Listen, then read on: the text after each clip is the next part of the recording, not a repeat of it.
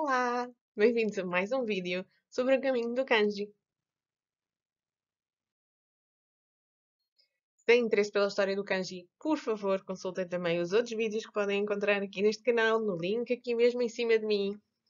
Há toda uma série que vocês podem consultar. E se vocês estão a ver este vídeo e não me conseguem ouvir, liguem o som.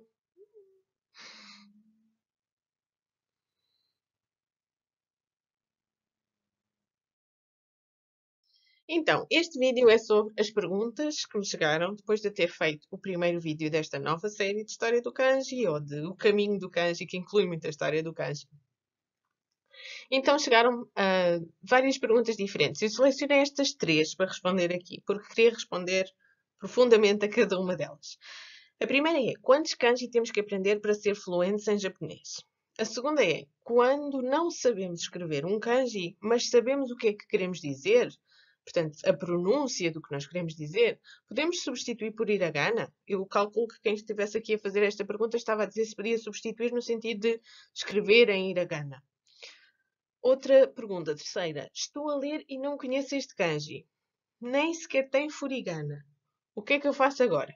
Então, furigana, para quem não sabe, furigana é o hiragana, ou seja, a escrita fonética que transcreve como é que aquele kanji se lê naquele contexto. Porque vocês já viram os outros vídeos, já perceberam que o kanji tem pronúncias diferentes, ou pode ter, o mesmo kanji pode ter várias pronúncias diferentes, do tipo kunyomi e do tipo onyomi, e naquelas circunstâncias, sei lá, numa notícias no jornal, etc., aquele kanji vai se ler de uma certa maneira e vais ter escrito em hiragana ao lado ou em cima como é que ele se escreve. Isto acontece muitas vezes em livros para crianças e jovens, por exemplo, em que eles podem ainda não ter aprendido aquele kanji na escola, e portanto está lá em furigana ao lado, e eles quando leem o furigana, é aquela palavra, já sei. Afinal, aquela palavra escreve-se com este kanji. Então isso até os ajuda a aprender mais rápido. E é o pão nosso cada dia do estudante de japonês, que não é a sua língua materna, a estar a cruzar-se com kanjis que não conhece, ou não se lembra ou ainda não aprendeu. E então a pergunta é: este kanji não tem aqui nenhuma pista, nem sequer furigana, para eu ler e me lembrar desta palavra, se já a ouvi antes ou não. Então o que é que eu faço agora? Então, vamos à primeira pergunta. Sobre quantos kanjis é que é preciso saber para ser fluente em japonês. O kanji, que hoje em dia é usado no Japão, reflete sobretudo as duas últimas reformas linguísticas do país. A de 46, porque ainda existem pessoas e instituições e nós ainda nos cruzamos com livros nas bibliotecas ou notícias de jornal antiga que vamos consultar. Portanto, quando consultamos coisas anteriores aos anos 80, por algum motivo, ou estamos a ver um filme antigo com a representação de kanjis, etc., nós vamos ver os kanjis da Toyo Kanji-yo, que é a lista dos kanjis modernos da língua japonesa pós-Segunda Guerra Mundial. Logo em 46, o governo do Japão definiu esta lista e isto significava que todos os kanjis daquela lista é que iam ser usados. E todos os que não estavam naquela lista deixavam de se usar, consideravam-se arcaicos. Não apareciam nos novos manuais, nos novos livros que estavam a ser impressos. Basicamente, declinavam, deixavam de aparecer na língua japonesa contemporânea. Voltou a haver uma reforma linguística, em 1981, que criou o Joyo Kanji, que é a lista atual de kanjis que as pessoas têm que aprendê-los a todos até chegarem ao final do ensino secundário. Então, vocês devem saber, para ser fluentes, é isto que os japoneses consideram no Japão, que é ser fluente em japonês, se vocês souberem a Joyo Kanji. Se vocês souberem também a Toyo Kanji, porque alguns são diferentes, sim, mas isso não é o mais importante. Hoje em dia, no Japão, aquilo que se usa é a Joyo Kanji. É uma lista, ela está constantemente a ser atualizada e ajustada, a grafia e algumas coisitas mudam de vez em quando. A última atualização é de 2010 e esta lista tem 2136 kanji, sendo que 1026 são obrigatoriamente aprendidos na escola primária, que no Japão tem 6 anos de escola primária, em contrário de em Portugal, que tem 4, no Japão tem 6. Os outros 1110 kanji são aprendidos até ao 9º ano, que é a escolaridade obrigatória no Japão. Depois o secundário, há muitas maneiras de secundário, secundário profissional, etc. Mas o obrigatório no Japão é até ao 9º ano. Eu fui buscar aqui um exemplo de outra pessoa, para não estarem só a utilizar os exemplos que eu dou, que é uma pessoa que é de descendência japonesa. Portanto, tem os dois nomes, o nome próprio e o nome de família são japoneses, mas ele definiu aqui que ele cresceu no Canadá, se calhar os pais tinham um trabalho que se deslocaram para lá quando era pequeno, e que depois voltou ao Japão em 2004. Portanto, reingressou na sociedade japonesa. E que ele refere isso, eu fui buscar isto a um fórum que vocês podem consultar. Aliás, já no outro vídeo eu utilizo normalmente nos vídeos exemplos que vocês podem e devem consultar e verificar. Não acreditem em nada que ninguém diga na internet que vocês não possam fazer cross-check, que vocês não possam ir verificar a várias fontes diferentes. E é por isso que eu utilizo muitas vezes este tipo de exemplos. Às vezes as pessoas dizem, mas porquê que usas exemplos da Wikipédia? Ou porquê? Porque vocês devem poder verificar. Não têm que acreditar no que eu digo. Devem verificar e cruzar informação. Então, este é um fórum público em que esta pessoa dá a sua experiência de vida, a lista dos Joyo Kanji, os tais 2136 kanji. Ele refere que essa lista é realmente o considerado essencial. E, portanto, e depois ainda há outros kanjis que vocês aprendem a seguir a isto, nos estudos secundários e universitários.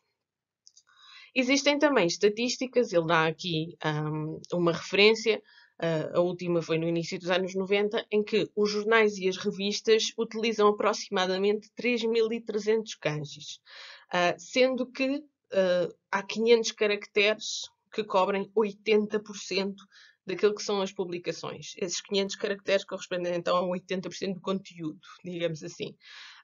Se forem ainda à procura dos 1000 caracteres mais comuns, esses cobrem 94% do conteúdo. Então, baseando-se neste tipo de estatísticas, se vocês procurarem a lista, e isto é muito difícil de encontrar e muda muito de ano para ano, mas se vocês encontrarem a lista dos 1000 caracteres mais comuns, mais usados nas publicações, jornais e revistas do Japão, do ano, sei lá, 2008, e depois os 1000 mais usados no ano 2009, os 1000 mais usados, etc.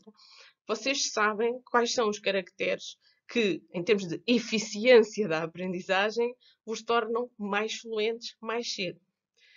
Essa lógica, que é aprender os kanjis por aqueles que são mais recorrentes nas publicações periódicas japonesas, é uma lógica completamente diferente, não há sobreposição, da lógica de como é que os kanjis são ensinados na língua japonesa, quer a nível no sistema escolar do Japão, quer a nível internacional, no ensino do japonês para estrangeiros.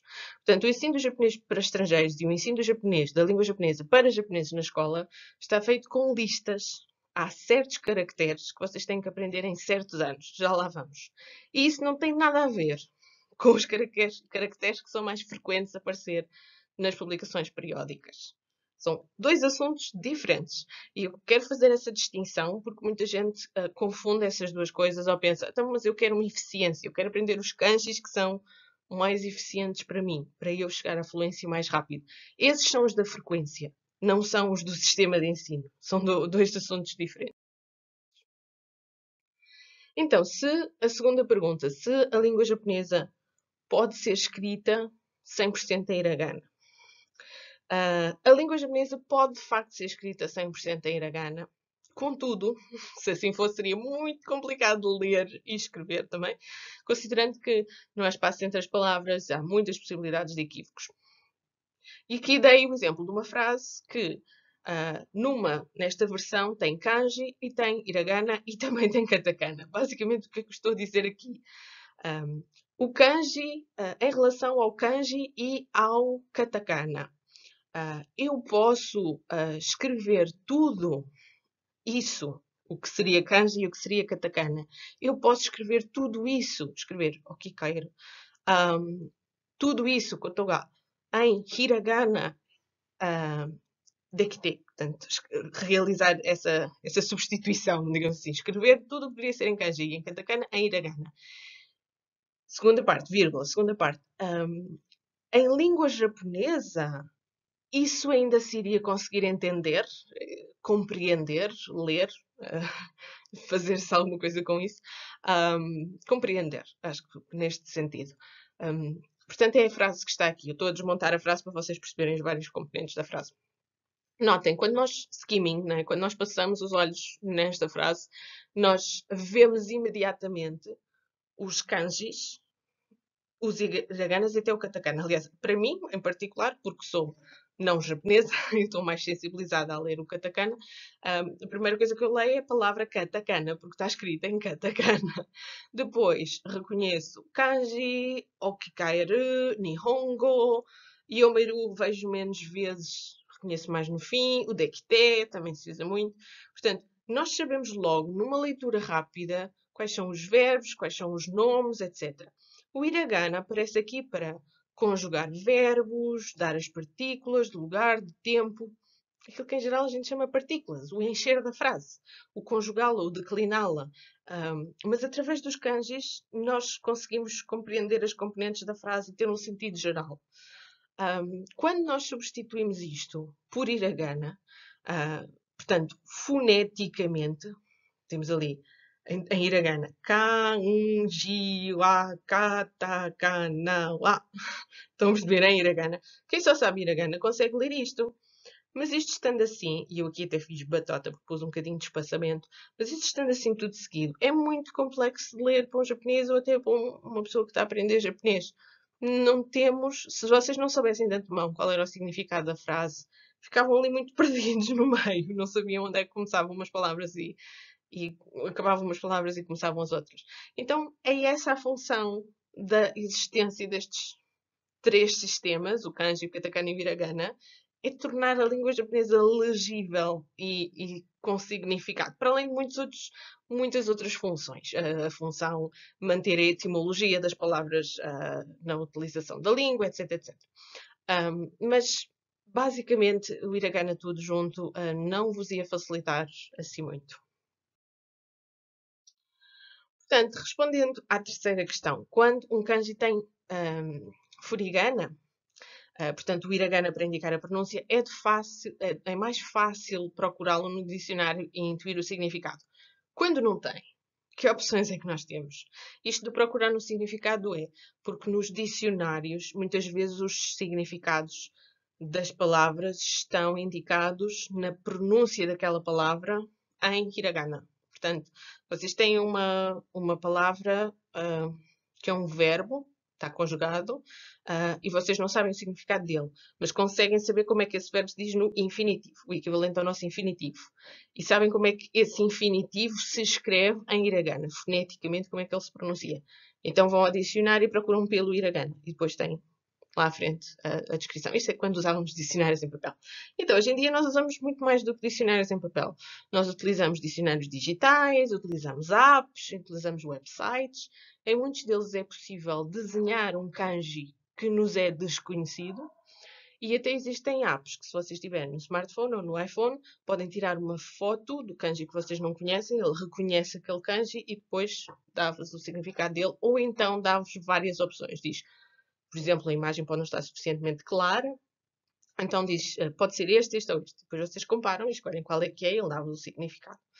Portanto, há muitos dicionários digitais e também existem os que funcionam por radicais. Quando vocês veem um kanji que vocês reconhecem ali algum dos radicais, algumas das componentes, vejam o vídeo dos radicais aqui em cima, e vocês conseguem identificar alguns dos radicais, algumas das componentes que estão ali e procuram com base nos radicais e depois na mesma ele dá-vos várias hipóteses. Deixem-me ver se eu consigo partilhar aqui um vídeo com vocês.